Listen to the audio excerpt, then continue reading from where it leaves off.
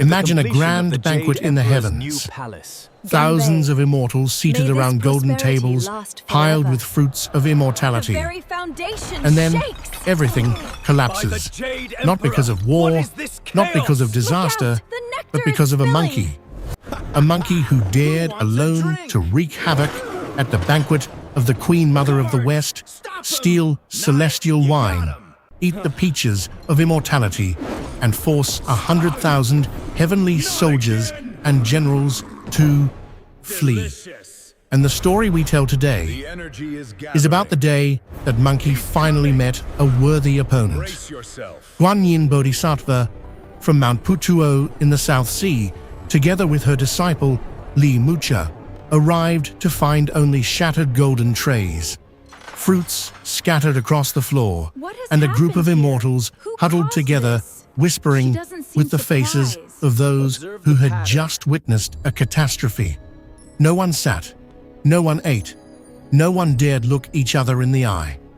Guanyin asked. The answer was only 3 words: great sage equal to heaven. The Bodhisattva said nothing more. She led everyone straight into the Lingxiao Hall. The Jade Emperor sat high on his throne, his face heavy as lead.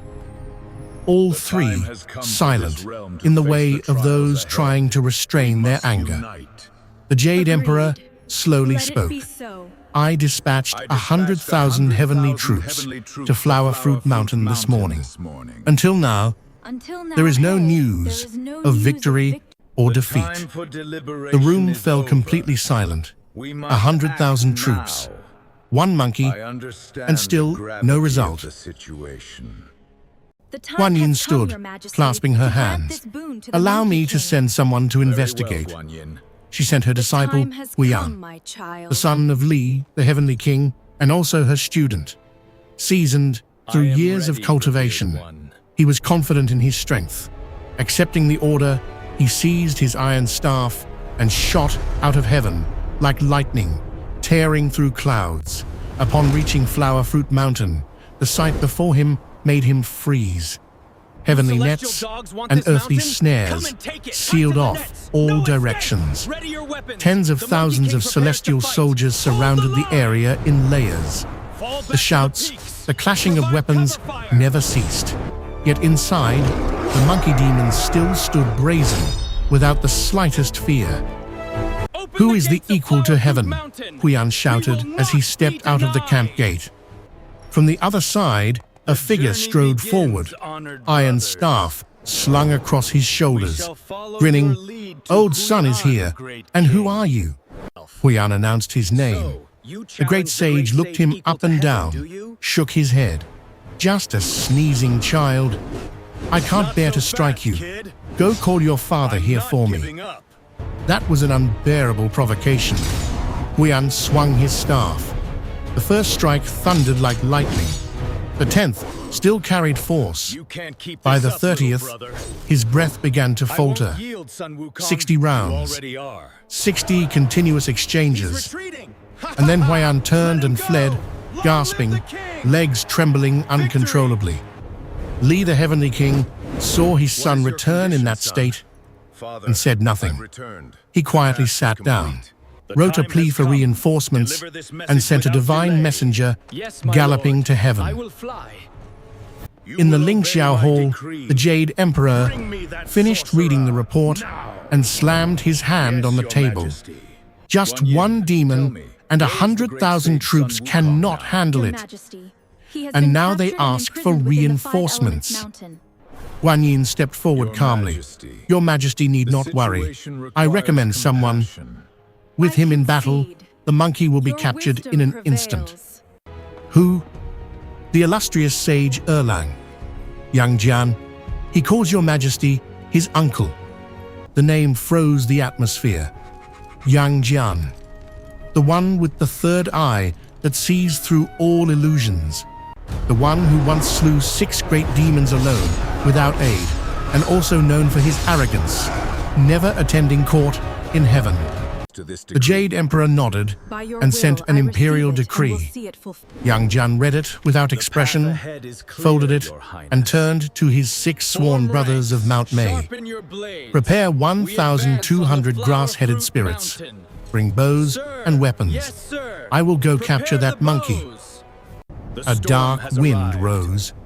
A black cloud swept across the sky above Flower Fruit Mountain. Young Jian entered battle without fanfare. He told Li, the Heavenly King, only this: "Open the heavenly nets. Let me pursue. You maintain the encirclement and don't let it escape." Then he led 6 generals straight to the Water Curtain Cave to challenge. The great sage came out, staff across his shoulders, swaggering. Seeing young Jian, he asked, "Which little general dares face me?" Young Jian did not smile. "I am the nephew of the Jade Emperor. I come under decree to capture you." The great sage narrowed his eyes. "Ah, the son of the Jade Emperor's sister. The one who lifted Mount Jiao. Good, let me see your skill." They fought. 100 rounds, evenly matched. 200, still neither yielding. 300, young Jian transformed, growing 10,000 feet tall, red hair blazing, fangs bared, wielding a blade as large as a mountain. The great sage transformed as well, his staff as massive as Mount Tai, to meet it. The heavens trembled. The monkey horde scattered in panic. At that moment, the 6 generals released divine hounds and spirit hawks. From above, hawks swooped. From below, dogs charged. The monkeys could not resist, dropping weapons, fleeing into forests and caves. The great sage did not fear young Jian, but he could not abandon his kin. He shrank and rushed to rescue them. But before reaching the cave, the 6 generals had already blocked all sides. Surrounded, no escape. In that instant, the great sage did something no one expected. He vanished. And on a nearby branch, a tiny sparrow perched silently, watching the confused heavenly soldiers searching below. The 6 generals looked at each other, speechless. Stay vigilant. Young Jian arrived and asked. The 6 shook their heads. He looked up, narrowed his eyes. His third eye opened, and he immediately saw the faint demonic aura hidden beneath the feathers of the sparrow. He said nothing, simply transformed into a falcon and shot upward. The sparrow recognized him instantly, flapped upward, turning into a white crane, flying into the clouds. The falcon became a seabird and pursued. The crane plunged into a stream, turning into a fish, diving deep. The seabird skimmed the water, scanning, then became a kingfisher and darted down. The fish saw the kingfisher's legs not red, knew it was Yang Jian's, swam away.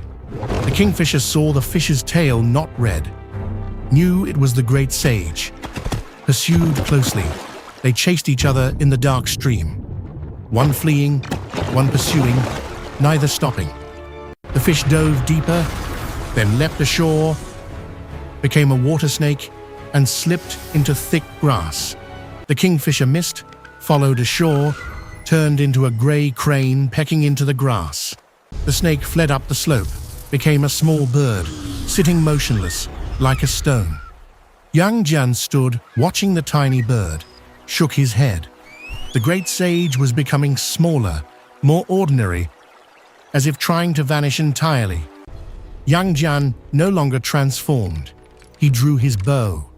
The great sage saw the arrow glow and dove down the mountain. And upon touching ground, he did something unprecedented. He transformed into an earth shrine. A shrine stood at the mountain's base, ordinary among countless others. Young Jian approached, stopped, looked, nothing unusual. Then he saw the flagpole behind it. He laughed softly, coldly. "Monkey, you try to deceive me. Since when do earth shrines have flagpoles behind them? You're hiding here to bite me when I enter." Fine. I won't enter. I'll smash the front door. Inside, the great sage heard every word. He could not wait. He broke the spell and vanished. Where did you go? At the southern heavenly gate, the Jade Emperor and Guanyin watched from morning till evening. Guanyin sighed. Even Erlang cannot capture him. Let me throw down my jade vase and smash his head. The Supreme Lord Laozi waved his hand. Your vase is too precious. If it misses, it would be a waste. Let me... He removed the ring from his wrist. The Vajra ring, forged from divine steel, untouchable by water or fire. He weighed it, then dropped it. Below, the great sage was in chaos, with no warning. The ring struck his head. He fell, dizzy. As he tried to rise, young Jian's hounds rushed in, biting and dragging him. He struggled, shouting, but his limbs failed him, visions spinning. Young Jian and his brothers rushed in. Hooks pierced his waist. Divine ropes bound his limbs tight. The great sage equal to heaven, who had single-handedly shaken heaven, whom 100,000 troops could not subdue, lay motionless on the ground. Cheers erupted across heaven. The great sage was dragged to court, hands bound behind him, walking defiantly among thousands of soldiers. Before the Jade Emperor, he did not bow, only stared at the throne with unreadable eyes. The Jade Emperor looked down, voice cold and final. Take him to the execution platform. Cut him into 10,000 pieces. But that comes later, because there are those who, even bound, even executed, even thrown into the alchemical furnace for 1,000 days, are not yet finished. And the great sage equal to heaven has never been one to end the way others intend.